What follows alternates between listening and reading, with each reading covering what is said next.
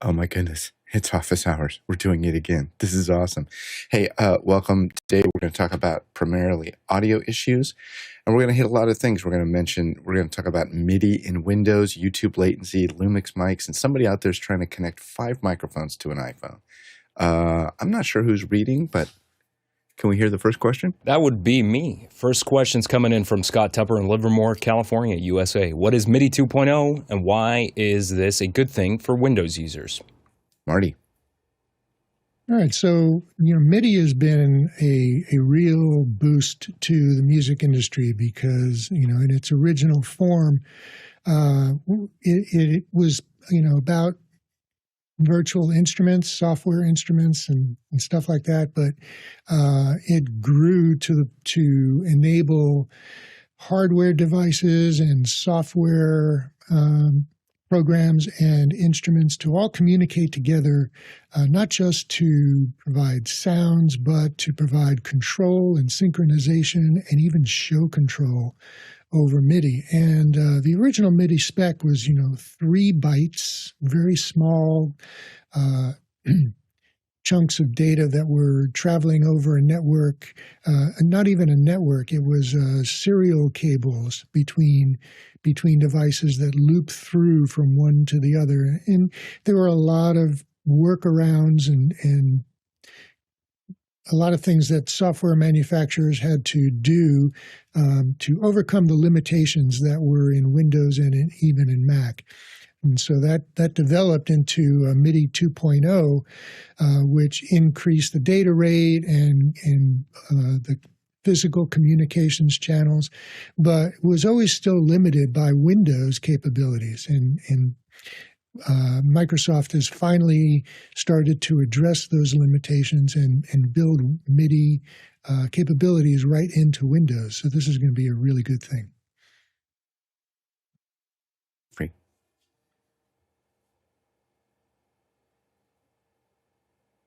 You there, Jeffrey? Jeffrey? Yes. Oh, sorry. I didn't hear my name.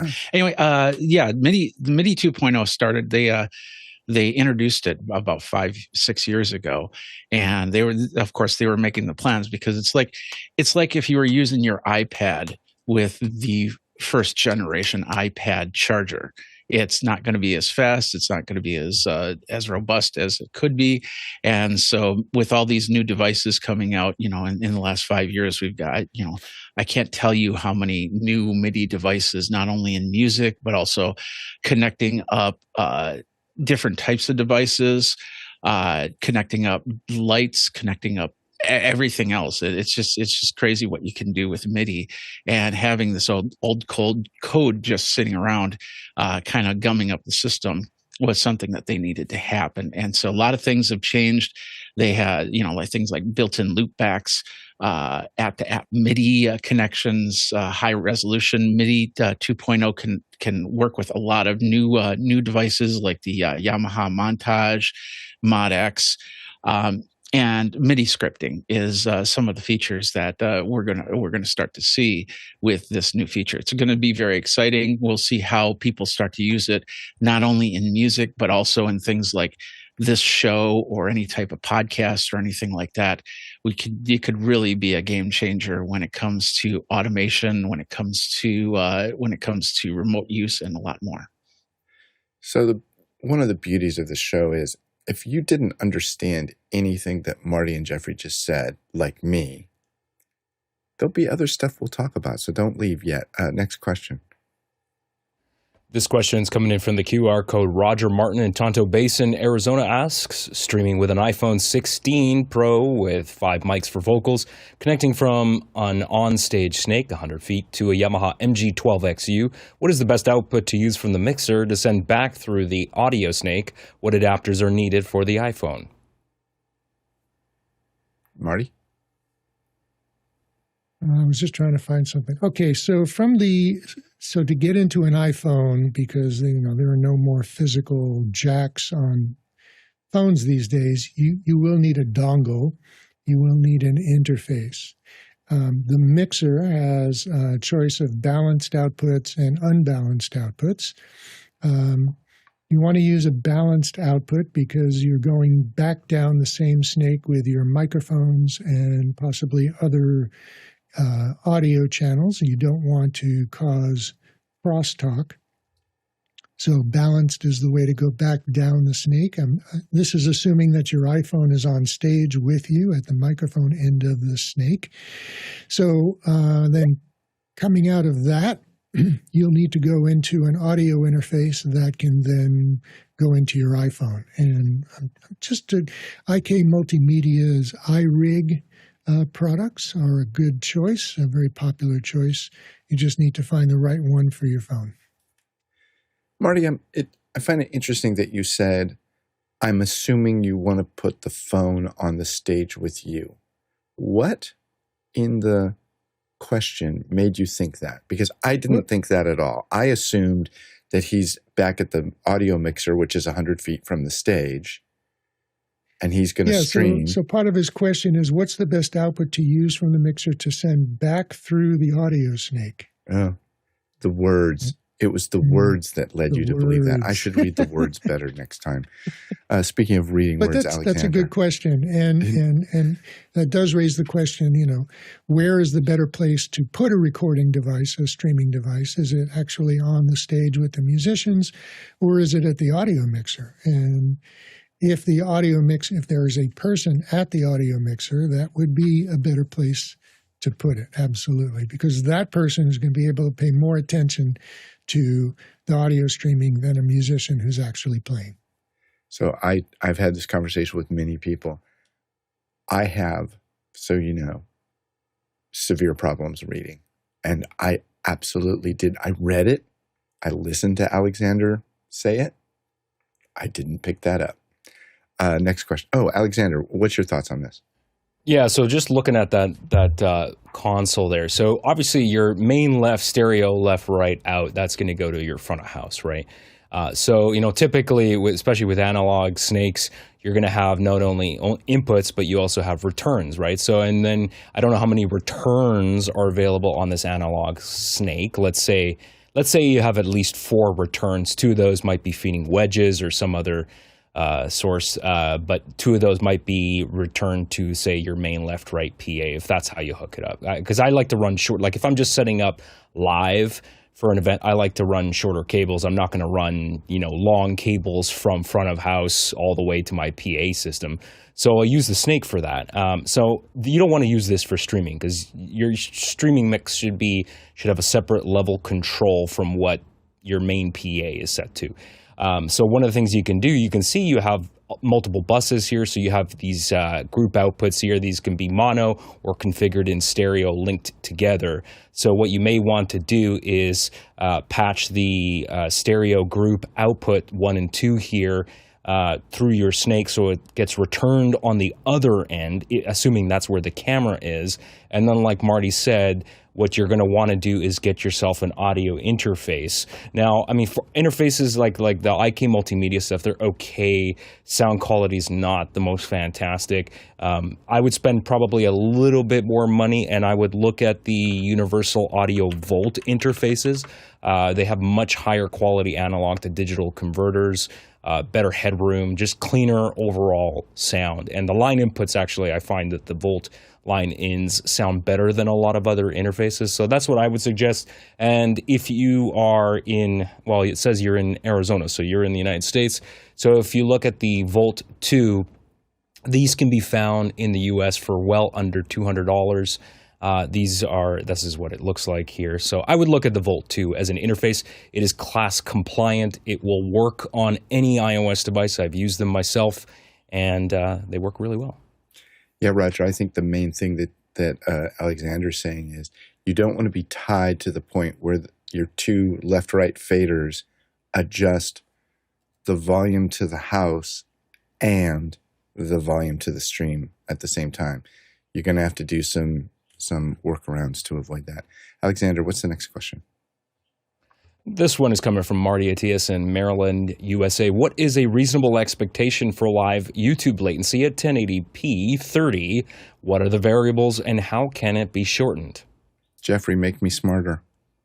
I hope I can try that. So basically, when you go from your mixer to the internet to YouTube, usually a lot of people will see somewhere around a 15 to 30-second latency when if you're watching it coming back. If you are seeing longer times from that, it could be on YouTube's end, and that can simply be fixed by going down to the little gear on the bottom and hitting speed up, and then go 1.5, and it'll actually speed up to the most the latest point of the ingest.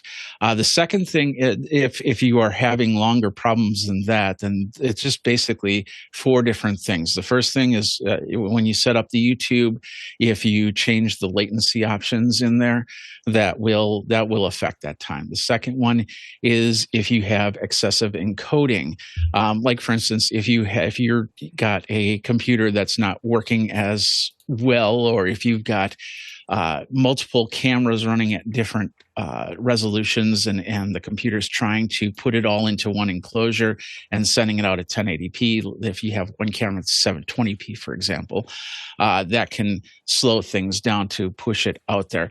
Next one is the network. If you're using Wi-Fi, you want to go to a cable. If you've got a cable, you want to check your cable.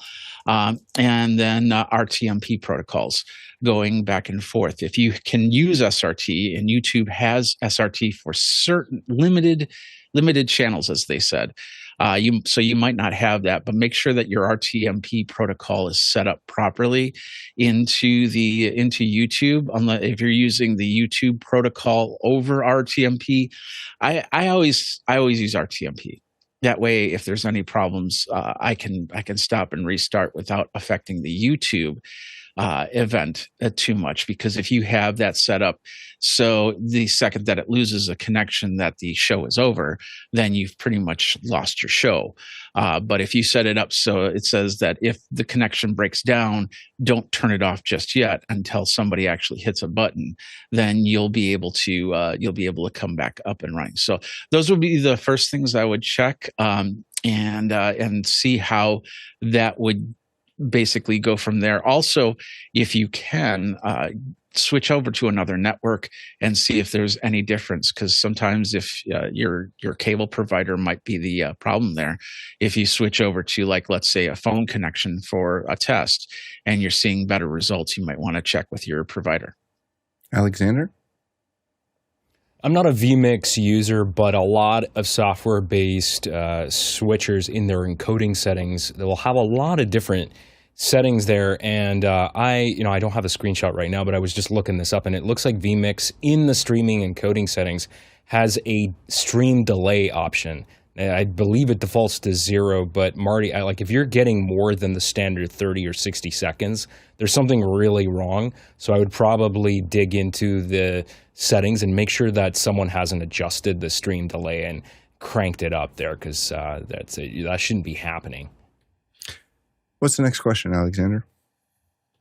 This one's coming from Mike Potter in Hanover, Germany. The Lumix digital shotgun microphone DMW-DMS1 $399.99 is a 4-mic array on a audio interface to be hooked on Lumix Cam's hotshoe, but lacks other mic inputs. Thoughts? Marty?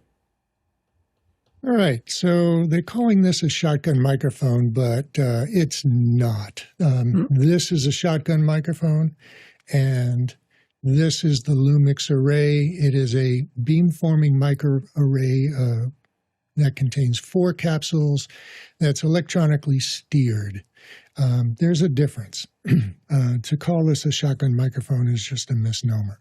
But it, the features of something like this are that it can have multiple patterns, pickup patterns, depending on what direction you want to pick up your sound sources from. And so it can go from standard cardioid to bidirectional to supercardioid, by the flick of a switch. So you can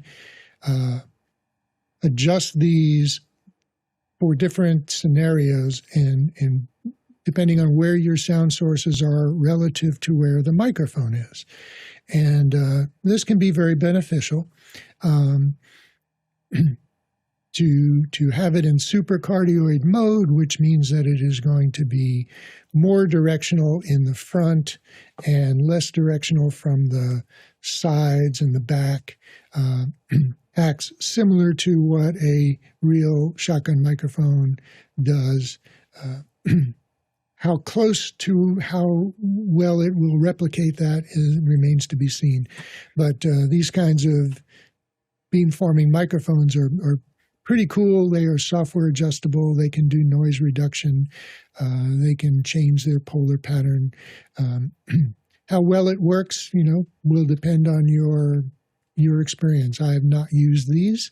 It looks like a pretty cool device, worth trying in certain circumstances when you can't have a person actually doing audio for you when you're relying on the microphone that's on your camera. The fact that this camera doesn't have any other audio inputs, that can be a concern under certain circumstances. But if you're doing one-man band and quick kinds of records, then this could be what you need. Guy, what's your thought on this?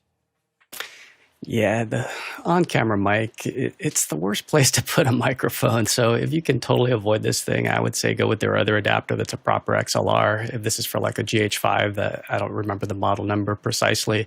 But if you have to put something on, the microphone that I would recommend for an on-camera, if you do want a mini shotgun, is the Sanken CS-M1. This thing sounds fantastic. And then with a plug-on transmitter, what I've seen a lot of the news guys do is put a plug-on transmitter, which then you could pull that off. And then if you want to give somebody a quick interview with you're the camera op as well, you could hold that shotgun mic another 2 feet closer, because again, the on camera is just the worst place to have a microphone. And if you're trying to pick up ambient sounds, there's definitely better avenues as well with higher quality capsules and whatnot. So I would do a hard pass, as Mickey would say, on this device. Alexander, what do you think of this thing? Yeah, and I echo everyone's thoughts there. It's not going to be a replacement for a shotgun mic. That said, I can't speak to the quality of that mic because I haven't tested it. However, I think the better solution, and do check compatibility on these digital hotshoe accessories because they are compatible with specific subsets of cameras. They are not going to be compatible with a lot of older Lumix cameras. Like that particular one, it mentioned a couple of S1 and Mark II cameras. Those are really high-end new full-frame cameras. Panasonic also recently, in the last year, released this new accessory, which again is compatible with a certain subset of cameras. This is the XLR-2, so it's the second gen one. This is a new interface with, I think it's got 2 XLR jacks on it, but this one's 32-bit float, and it's a digital accessory. So when it slides into that hot shoe, there's no physical connection with a cable sending audio into your camera. It is the absolute cleanest possible way to get audio into the camera. And speaking of shotgun mics, this is a much better investment for your money, because then once you have this solution, you can just buy any professional microphone with just a standard XLR jack and hook it up there. I'll also say, Ike, you might want to reach out to Photo Joseph. He's on all the social stuff. He's a Panasonic evangelist, I guess, and he might have some input on this. Marty, what's the next question? Okay, the question is coming in from Paul Valhus in Austin, Texas. Shocking news, the Rodecaster Video S jumped in price from $509 to over $900 overnight. Should folks buy the original Rodecaster Video instead, since it has held its price and is around the same price range as the S? What does that stand for? Gadzooks. Guy, you used to sell stuff like this. What's going on? Yeah, it's called arbitrage. What happens is when the channel gets depleted with a certain item, you get these Yahoos on Yahoos? Did I really just say that? They're not on Yahoo. These Yahoos are actually on Amazon usually, and they're doing what we call arbitrage. And you can see the seller name on this one is SMCL. So a lot of people don't realize this, but even though you're shopping on Amazon, it's actually sold by a third party. So they'll do this stuff where they'll mark it up beyond what a normal reputable dealer will sell for. So right now we could see that B&H has these in stock and they're $7.99. That is the normal price. So if you go to Rode's site, they're $7.99. They do say that they're on back order. So we do know that these things are in short supply, because we also see on Sweetwater, $7.99. These guys would be a reputable dealer, but they are back ordered. So what happens in the channel is sometimes there's deals that get made behind the scenes, because I used to be one of these guys that I would say, give me the whole container, and I would just slop down a wire for, big money and just take the whole thing. And that way you knock out your competition. Yeah. And so that's what's happening is B&H is playing this game. And it's kind of disappointing because some of the dealers get treated unfairly where they can't get enough allocation. They should really do it to where they give 5, 5, 5, 5 to all the smaller dealers on a hot product like this so everybody can make margin. But it really upsets me when they do these deals with B&H and just give them the whole enchilada, so to speak. But it does look like if indeed what Paul is saying here is that it was $509, even that jump to $799, is that just tariffs and supply chain, or what do you think? I wasn't following it closely enough at the beginning, but if the manufacturer is saying that it's $799, I'd be hard pressed to think that it was ever lower than that. But I'd have to go back to look at the original MSRP in some magazine articles or whatever when it first came out. But I don't think that it was ever that low. Let's go to Tower Records and check the magazine. Let's go check the magazines. Jeffrey, what's your thoughts?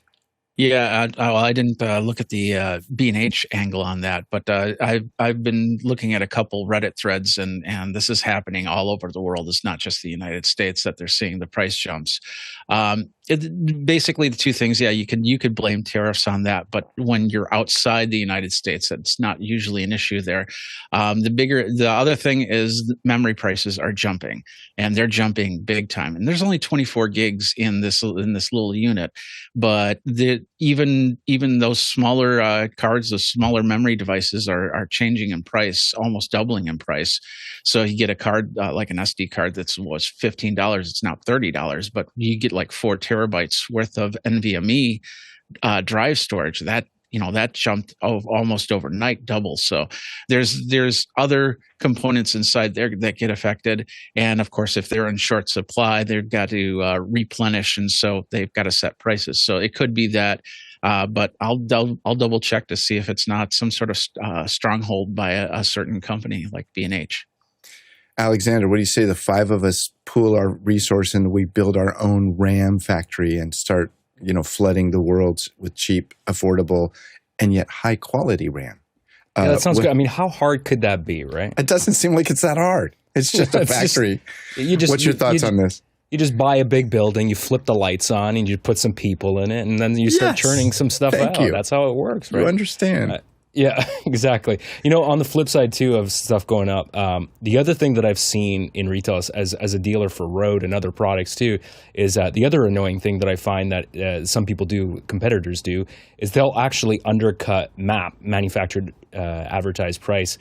And so some certain dealers, they're notorious, I'm not going to name names, but they will just discount stuff just to kind of undercut everybody, which is incredibly frustrating. Also, I will say, Paul, just be glad you're not living in Canada, because with the exchange rate, brokerage fees, and everything is way more expensive here. So that Rodecaster Video S in Canada is $11.29. Zoinks!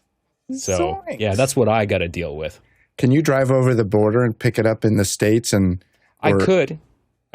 But are you breaking a law? Do you have to hide it underneath the spare tire in your trunk when you come back? Oh, you always do that. I thought everybody did that. All right. Next question, Alexander. All right. This one's coming from Vic Hernandez in Springfield, Missouri, using the XLR plug on a Shure MV7. What are the disadvantages of using an XLR to USB cable as opposed to adding another piece of equipment to the audio chain? Jeffrey?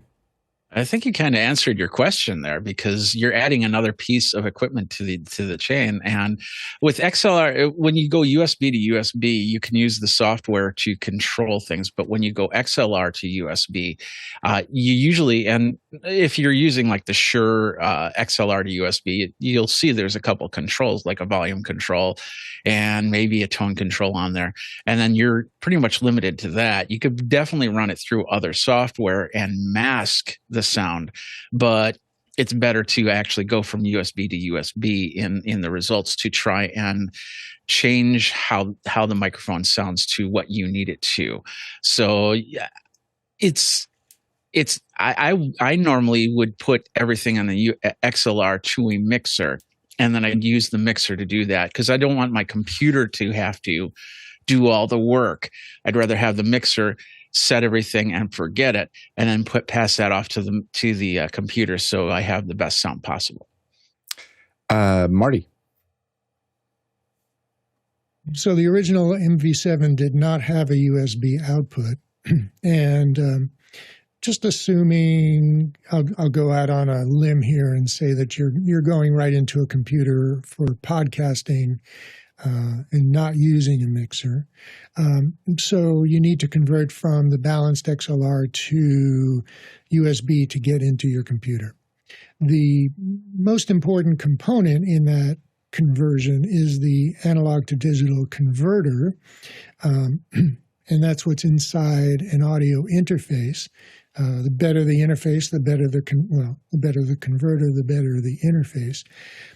There are these wires that have just a piece of wire that has an XLR on one end, a USB on the other end, and somewhere in the middle there is a built-in converter.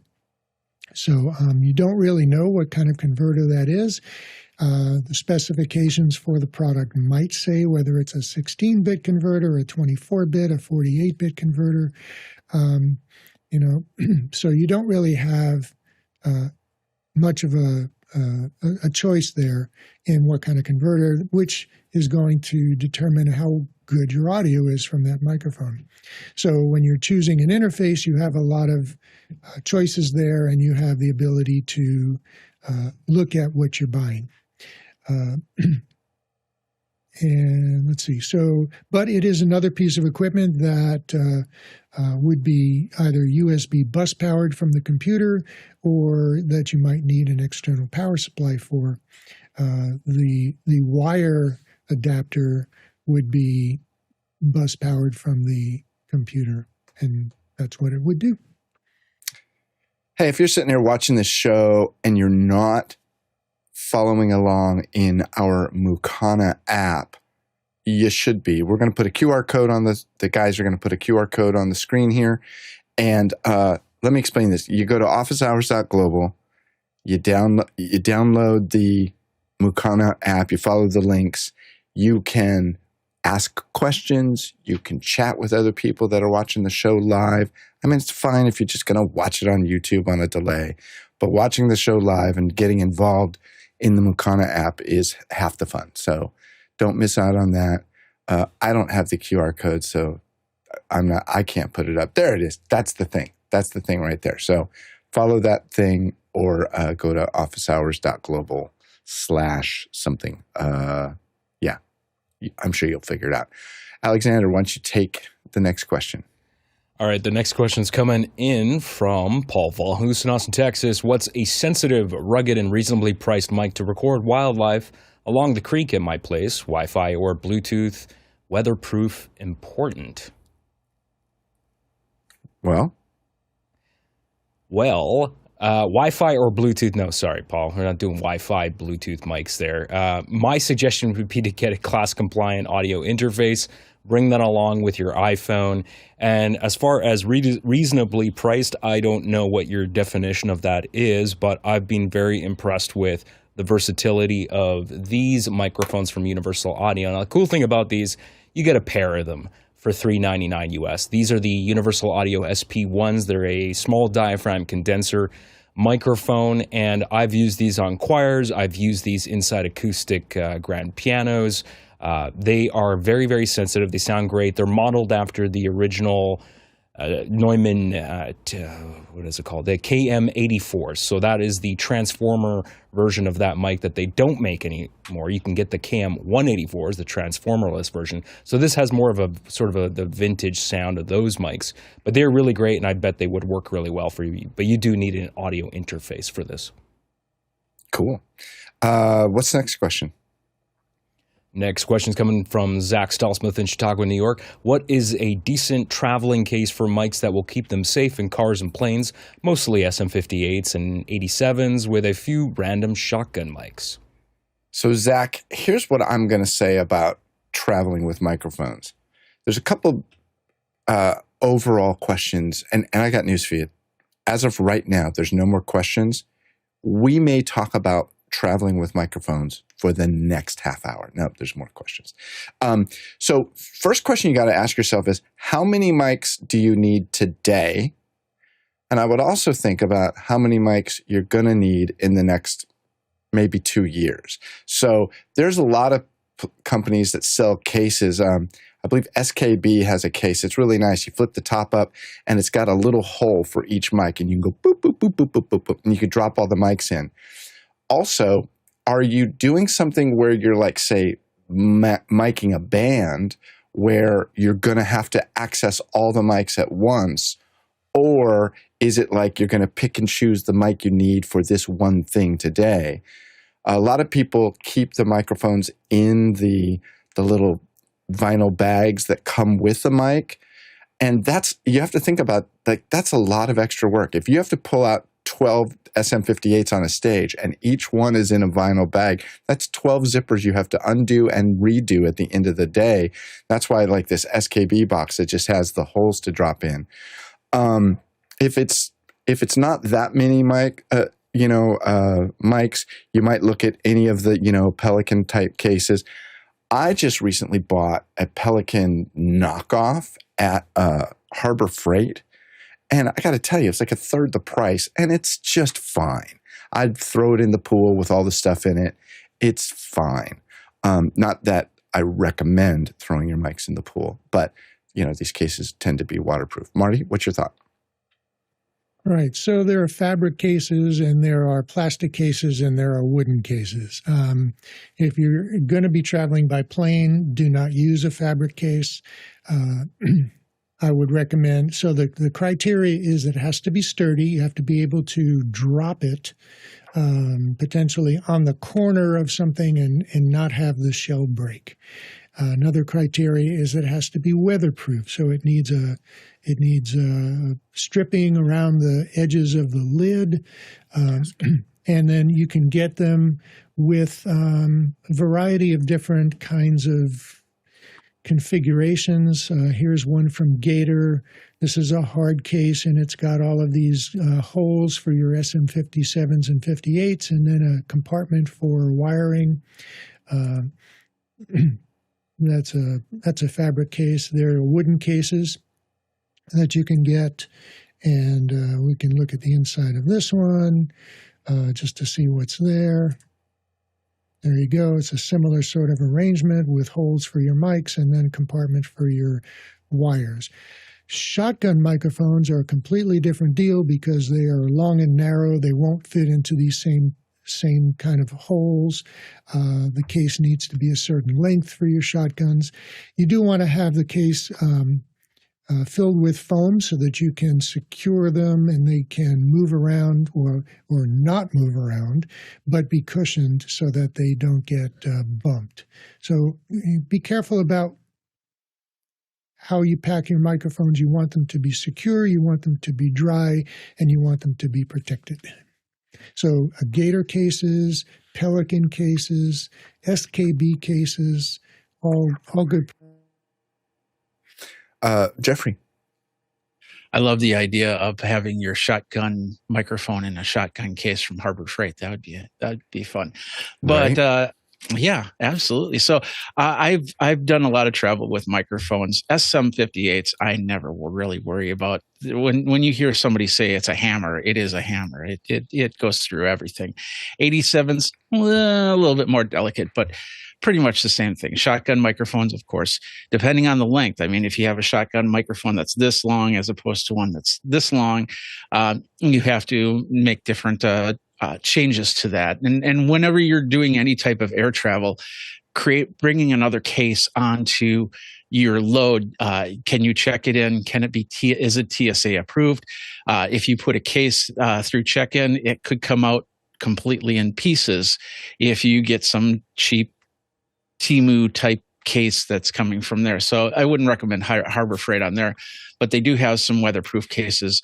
I don't see anything that's TSA approved off of Harbor Freight's list, but you want to double check on that. As Chris said, some of the Pelican cases are great options.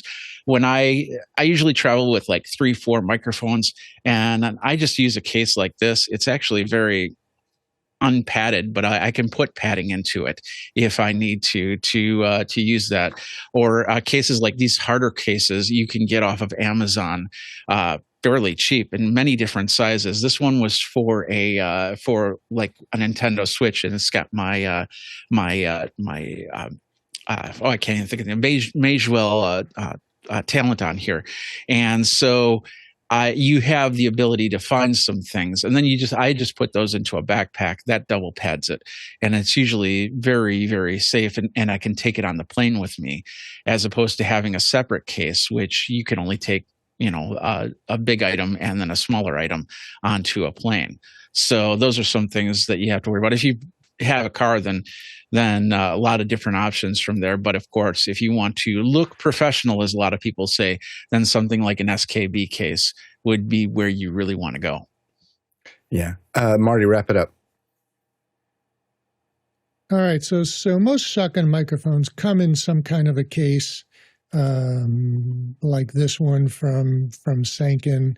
And you can safely store your mics in that case, throw them in your luggage, maybe your carry-ons to keep them safe. But you can also get additional cases, like this is a hard-sided covered fabric case specifically for shotgun microphones. And if you needed to throw this in an equipment case, you can generally use for carrying around town to keep your microphone safe. But if you're gonna pack a lot of gear to travel with them on flights and stuff, you do want to put them in a protective case. Absolutely. I was just double checking. Harbor Freight has 1,600 stores across the U.S. I know that's not the rest of the world, but it's not I'm just saying, go check out their cases. They're not bad. They're really not bad. Alexander, next question. This question is coming from Kenny Hampton in Greenville, Illinois. In using mics which have multiple outputs such as XLR and USB, does the USB output compress the audio? Would you ever record vocals for music in that USB output, or better to go XLR into an external interface? Alexander, you look like you're chomping at the bit to answer this one. Go for it. So, Kenny, it really depends on the mic. So let's just take a very popular example now, because I know many people in the community own the Shure MV7 or MV7 Plus. That is a hybrid microphone like you're talking about that has the analog XLR outputs and the USB. The analog to digital conversion in modern USB mics, like those particular ones, I'm not talking about cheap sub-$100 ones, which generally are pretty bad. But that one in particular is pretty good. So if that's the only mic that you have, I'm not going to suggest that you necessarily go out and spend money on an audio interface. Will you get better sound quality through an external audio interface? Yes. But it might not be the biggest night and day difference that you're thinking, because it all depends on which interface you're going to be getting. So my suggestion would be is just record that microphone as is. Don't use any of the onboard processing. Just record flat and see if you actually like how you sound through it. If you're not happy with it, then maybe you can explore looking at something else. It also depends on what style of vocalist you are, what type of music you're going to be producing. That is a dynamic microphone, not the most popular choice for doing a studio vocal, but that isn't to say that some vocalists use those microphones. I mean, the much more expensive version of that microphone, the Shure SM7B, is used in countless studio productions, so there's no reason why you can't use a dynamic microphone on a recording. It really depends on whether you like the sound of your voice through that, so I would just try it. Jeffrey, what's your thoughts? Yeah, I was going to add the idea that it might just be the microphone that you're looking for, rather than if the microphone has XLR or USB, and you're just going to have to live with whatever option that it comes with if it's a microphone that works for your voice. Like the Heil PR40, this is a XLR microphone. It's not a USB microphone. I don't think that Heil's even working on a USB microphone. I could be wrong. But with the Shure MV7, you've got the hybrid mix. But is that going to work for what you're going to use? Are you looking at ribbon microphones? Then you might be going all XLR anyway. Condenser microphones, there might be XLR. So choose your microphone first and then see what options are out there and then make the choice at that point. Alexander, what's the next question? This one's coming in from Chuck Swan in Bristol, Wisconsin. In a 70-volt sound system, would a bad transformer and one of the speakers cause a loss of bass on the whole zone? Marty? All right, so in a 70-volt sound system, what happens is that the output of the amplifier goes through a step-up transformer that brings the output voltage up to 70 volts. And from there, you can add as many loudspeakers as within a certain limit, but they get connected in parallel. So you have all of these loudspeakers all connected together in parallel. If one of these loudspeakers, and these are transformers on the loudspeaker, so there's a transformer at the output of the amplifier and a transformer at the input of every loudspeaker to bring it back down to 8 ohms. If any of these transformers develop a problem, a fault, a short in the windings, that can affect the entire the signal that goes to all of the other transformers because they are not isolated. They are all tied together. So the answer is yes. All right. Alexander, next question. This one's from Jack Cannon in Phoenix, Arizona, USA. Looking for recommendations for a rack-mounted case for the Yamaha DM3d. I've used soft-sided cases for mixers before and paid the price. What do you think, Alexander?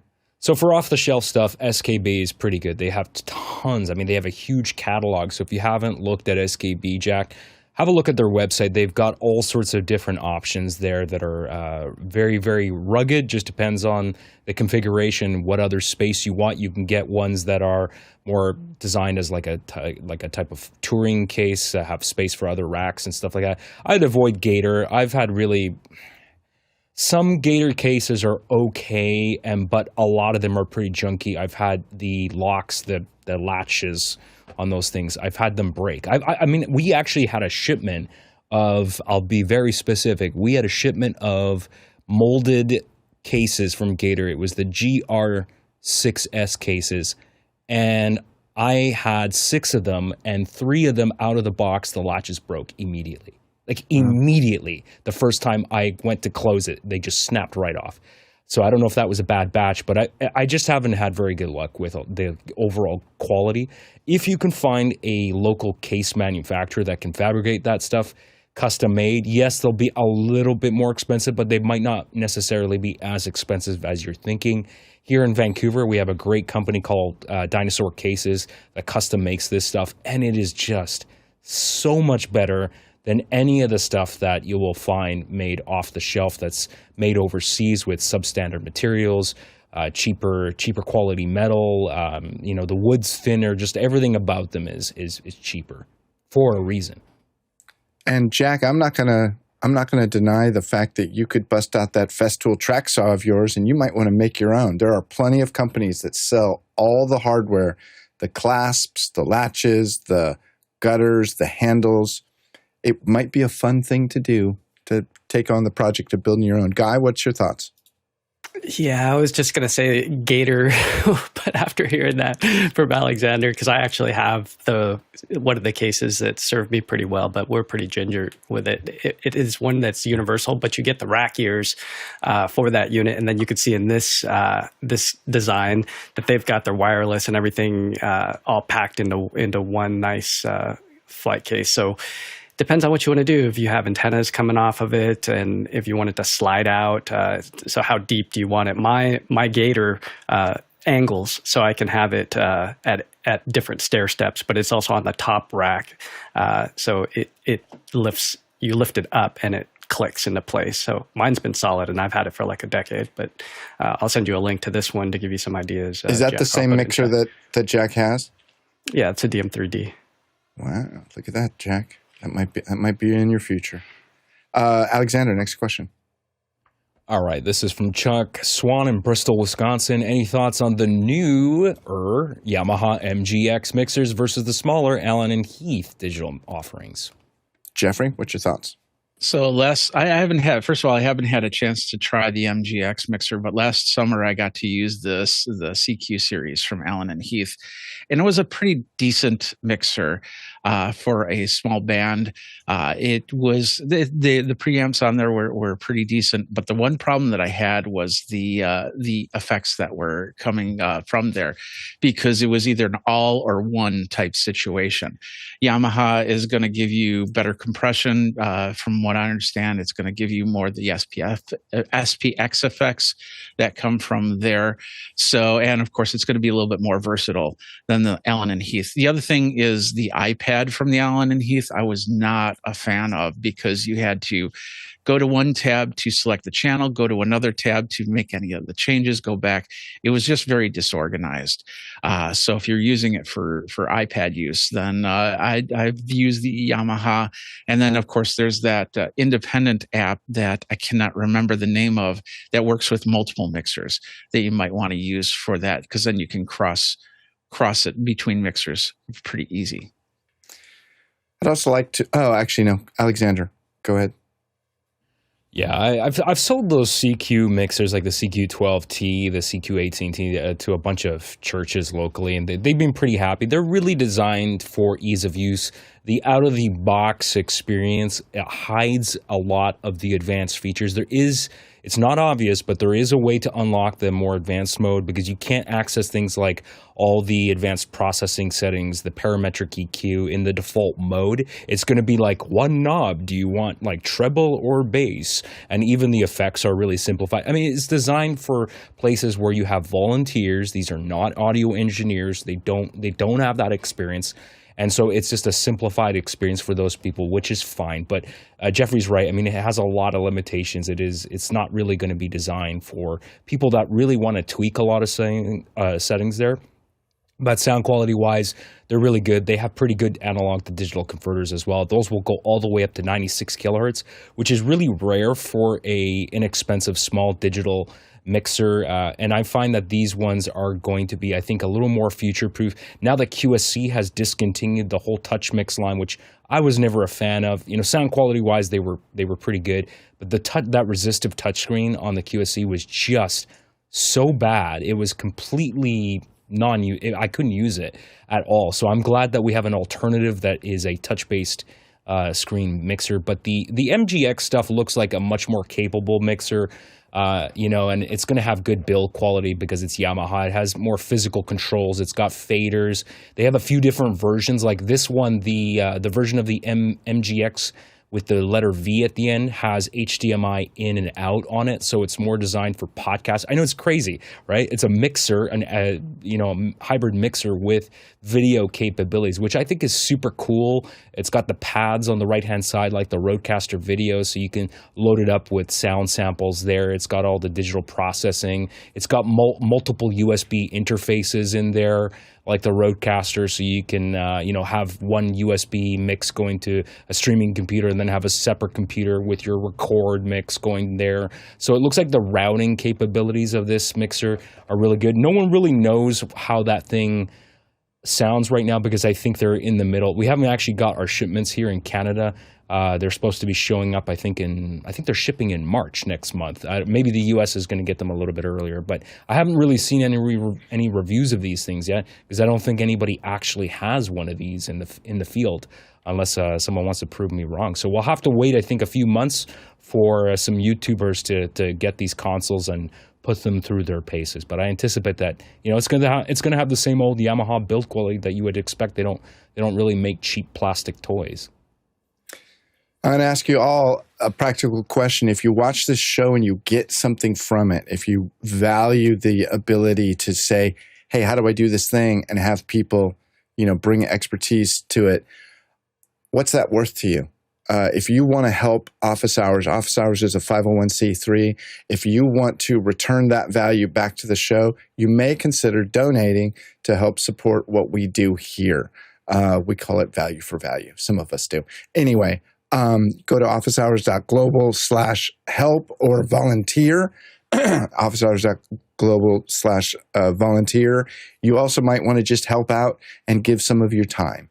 And there's a lot of ways that you can get involved and help with that. Alexander, what's the next question? This one is coming from the QR code from Tochi Onyebuchi in Manyema. What was the mic used in the president of the U.S. big speech yesterday? It looked weird. Was it a condenser? Was it the same as the speech after that, but why use two mics? How do these mics work? Did anybody see the State of the Union? I didn't. Don't they normally use microphone. SM57s? Yeah, this is what it looked like. It looks like the Audio Technica at my church, but it looks thicker, so it's not the Audio Technica. I'm not sure. Maybe Marty I don't see two of them. Speculate. Typically, they use two for redundancy because it'd be kind of embarrassing if the mic decided to die while he's in the middle of a speech. They used to use two in one or three SM57s. Yeah, that was a long time ago. In a triangle, but not this time. This is it's a gooseneck microphone. I'm going to, well, there are very few non-condenser, dynamic goosenecks, so I'm going to assume this is a condenser. The couple of seconds that I heard were severely overmodulated and distorted because he was shouting into the microphone. So I don't know if that was a fault of the microphone or the operator. But it's difficult to guess what this is because we can't see anything that identifies it because of the windscreen. Okay. Let's go to the next question, Alexander. This question is coming from Brody Hefner, New York City, New York. In early 2025, DPA announced Core Plus tech that reduced the THD, that's total harmonic distortion, of their already good mics. What use cases would justify the added expense of employing their newest lavalier and instrument mics with this improved tech? Go for it, Alexander. I know you want to answer this one. If you already have, first of all, DPA makes amazing microphones. If you already have previous DPA mics, there's no reason to upgrade. They work just fine. Here's the thing about total harmonic distortion in electronics. Manufacturers will always quote this, and they will quote, our product has 0.0000001% THD. That spec is meaningless.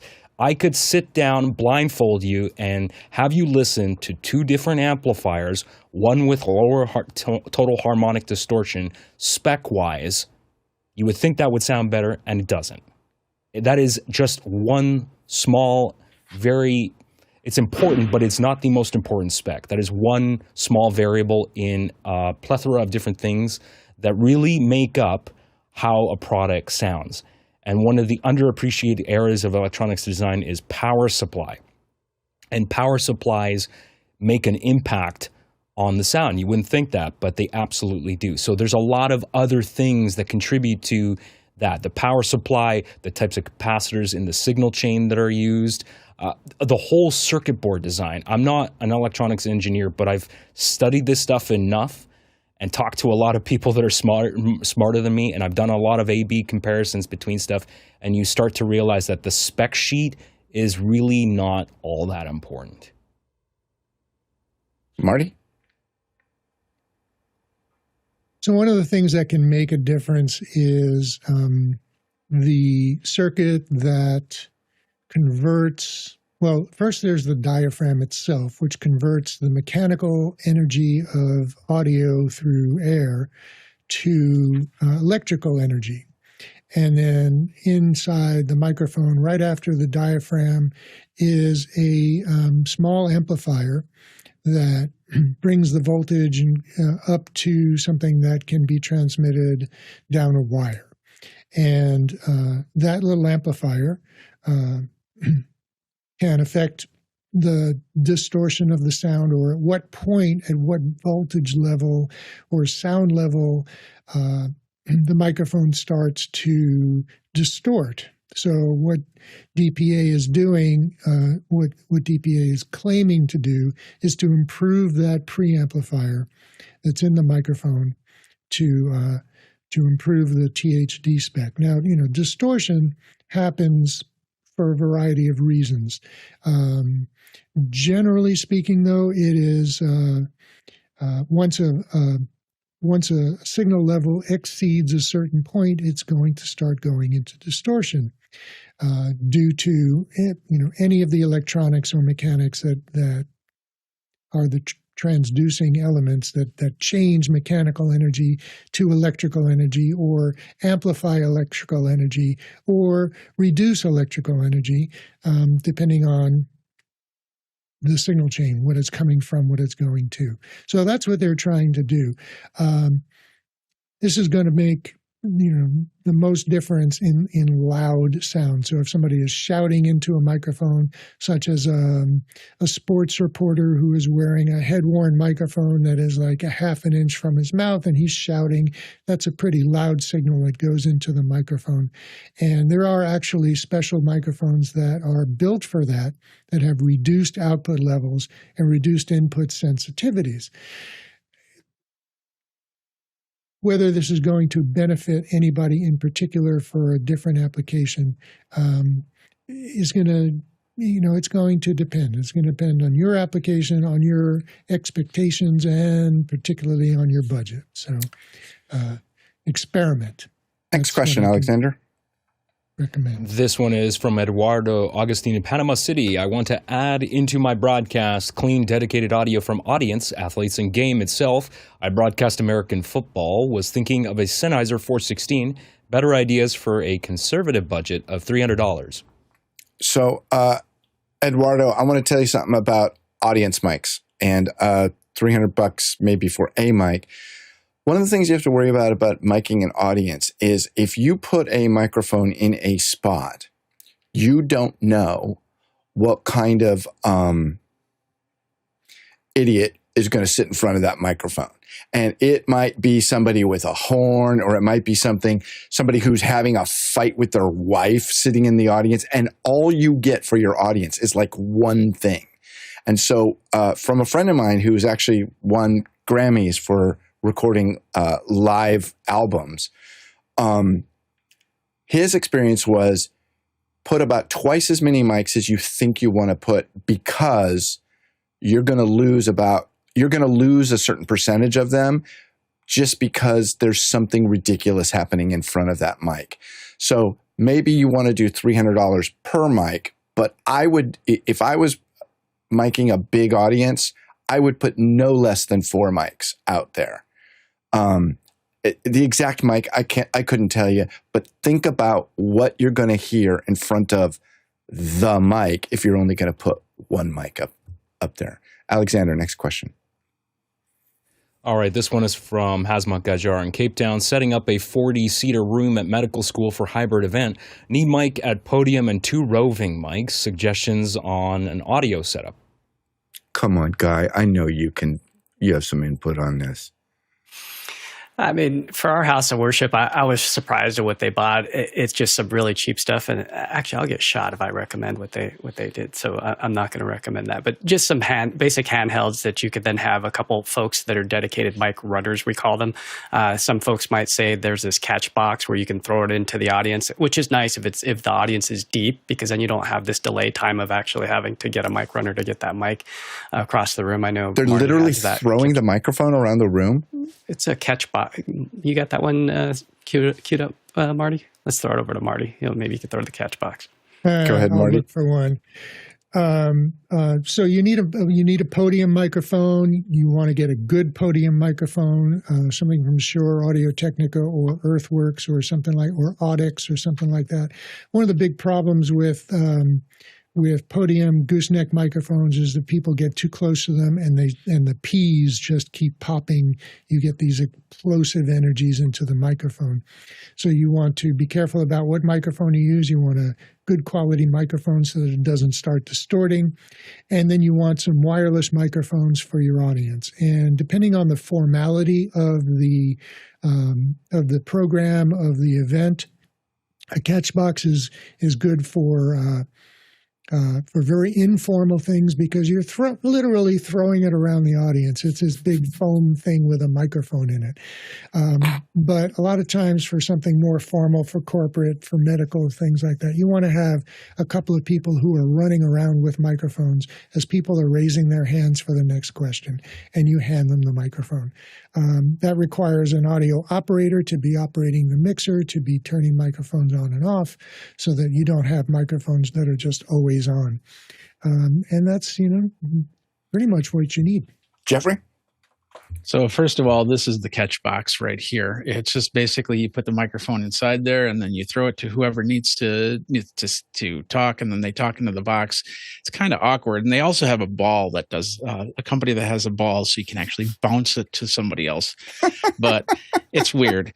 I saw them at like South by Southwest years ago. But look at a company called Phoenix Pro. They've been coming out with some pretty decent microphones. The biggest problem with wireless microphones, especially the toners and things like that, is the side noise. So you can, if somebody's really tapping on the microphone, you can definitely hear it. But you're going to also have somebody controlling the sound, as Marty says, because those microphones in the audience are going to go back and forth.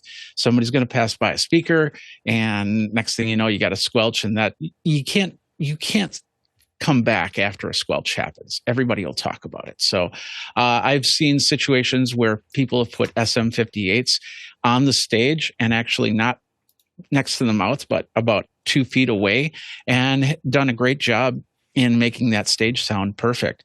But I would say look at the 58s wireless, because those are going to be the best options for any type of whatever you need. Guy, wrap us up.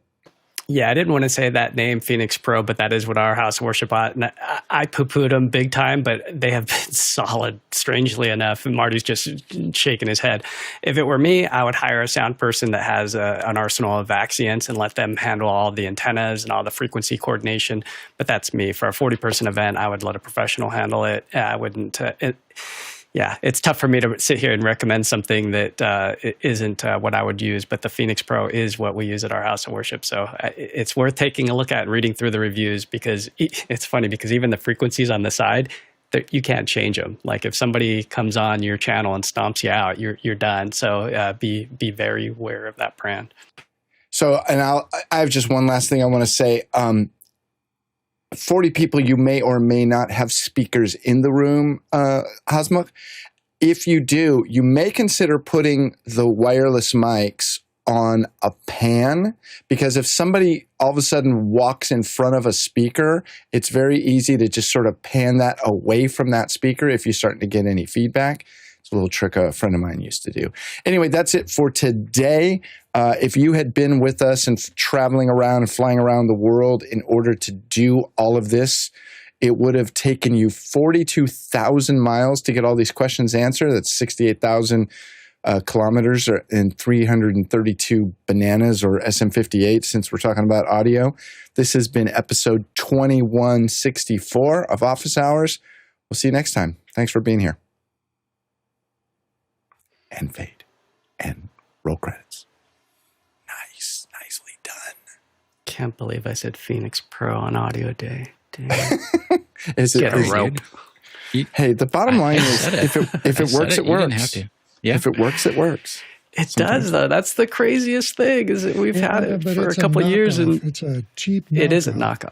It is a knockoff. It's all about that licensing, and when that licensing expires, then you could actually have a cheap microphone with pretty decent insides in it.